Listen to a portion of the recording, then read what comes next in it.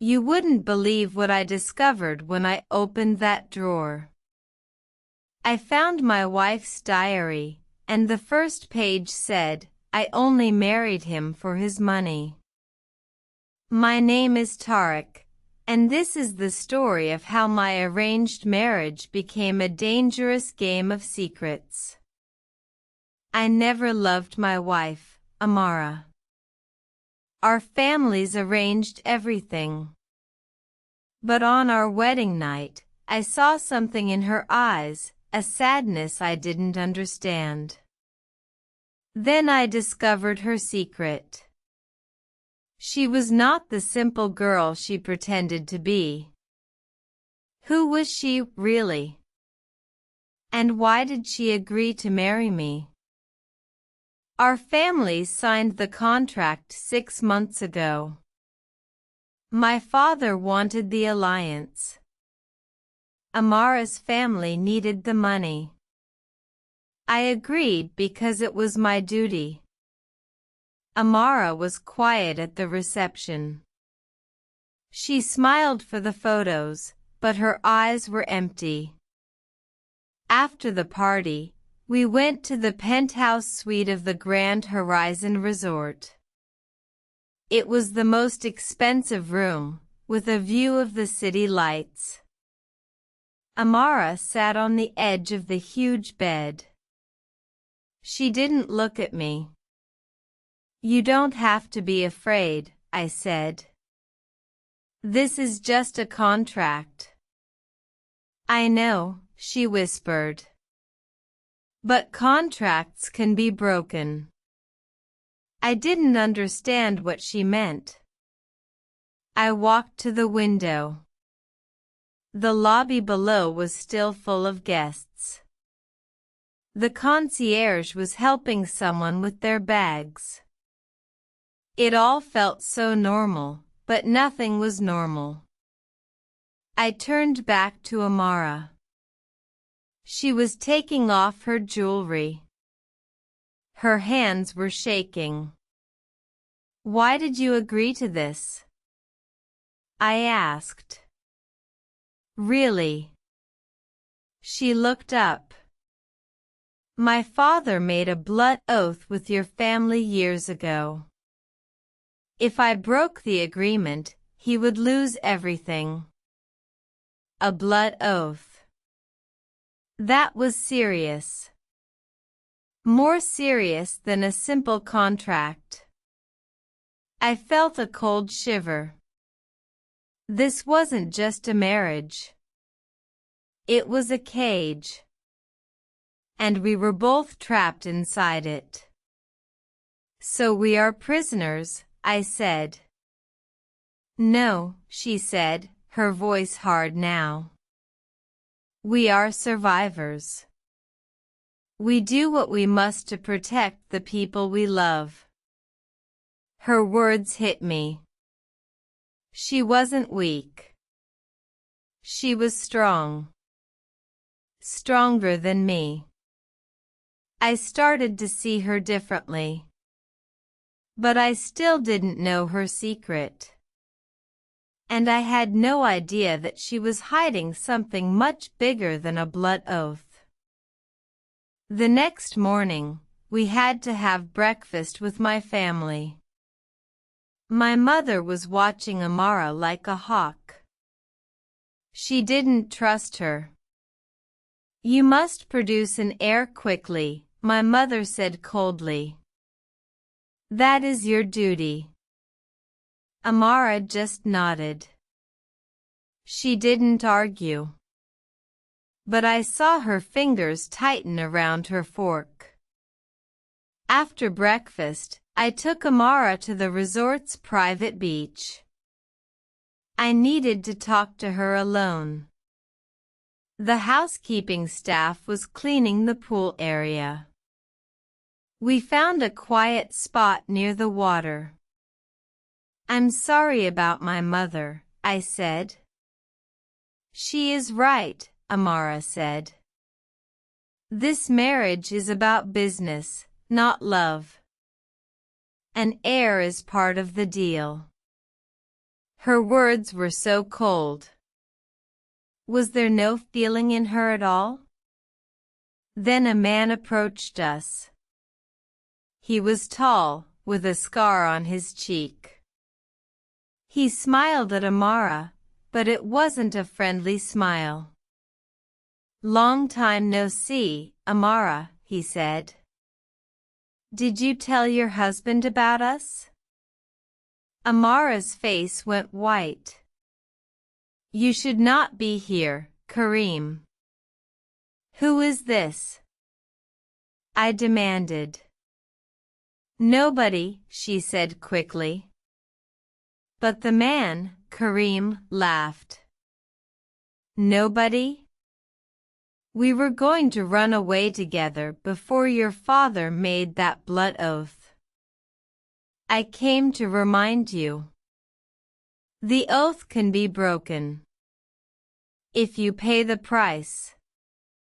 He looked at me. "Your wife is not who you think she is. She has secrets. Dark secrets." He walked away. I turned to Amara. My heart was pounding. What is he talking about? What secrets? Tears filled her eyes. "Please, Tariq. Don't ask me. You are not ready for the truth." She ran back toward the hotel. I stood there, the sound of the waves mixing with the sound of my own doubts. Who was Amara? And what truth was she hiding? I followed her back to the suite. The door was locked. I used my key card. Inside, Amara was on the floor, crying.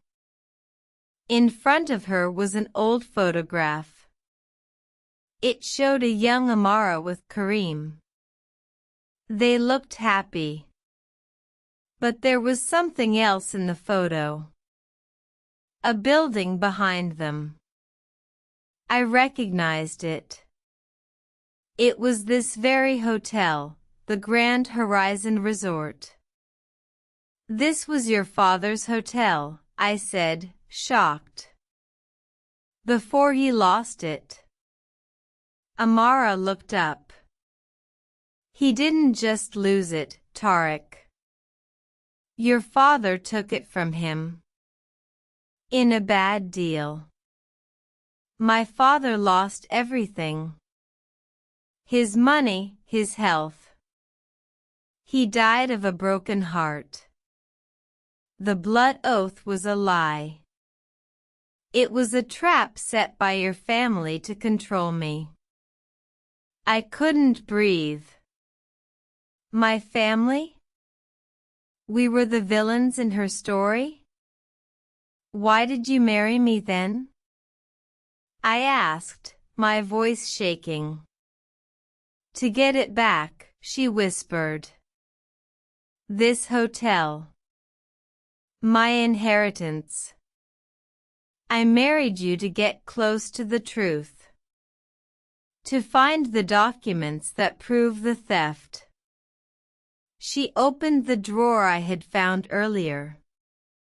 But this time, she pulled out a false bottom. Underneath were old papers and a USB drive. "The proof is here. I was going to destroy your family. But then I got to know you. You are not like them. You are good. And now I don't know what to do." She had been playing me all along. But her tears were real. Her pain was real. And in that moment, I realized something. I had started to care for her. This woman who was supposed to be my enemy. "What do we do now?" I asked. Suddenly, there was a loud knock on the door. Housekeeping, a voice called. But the voice was wrong. It was Kareem. He had followed us. "Open the door, Amara," he shouted. "Or I will tell everyone who you really are." Kareem burst in. He had a knife. "Give me the documents, Amara. They are mine." He lunged. I stepped in front of her. The knife cut my arm. But I didn't feel the pain. I pushed him away. Security arrived moments later. They arrested Kareem. He was the real enemy, a con man who had tricked Amara's father and wanted the hotel for himself. The truth came out. My father had made a bad deal, but he hadn't stolen the hotel. Kareem had manipulated everything. The blood oath was part of Kareem's scheme to control Amara. Amara and I sat in the quiet lobby after it was all over. The receptionist brought us complimentary tea. "I came here for revenge," she said softly. "But I found something else." "What?" I asked. "A partner," she said, taking my hand. "Maybe even love." We decided to break the old contract. We would build a new one, a real marriage, based on truth and trust. We would work together to restore her family's honor and rebuild the hotel. The lesson I learned is this: love is not arranged. It grows slowly, like a flower in a storm. Sometimes the person you think is your enemy becomes the one you cannot live without. Always look for the truth, but be ready for what the truth brings.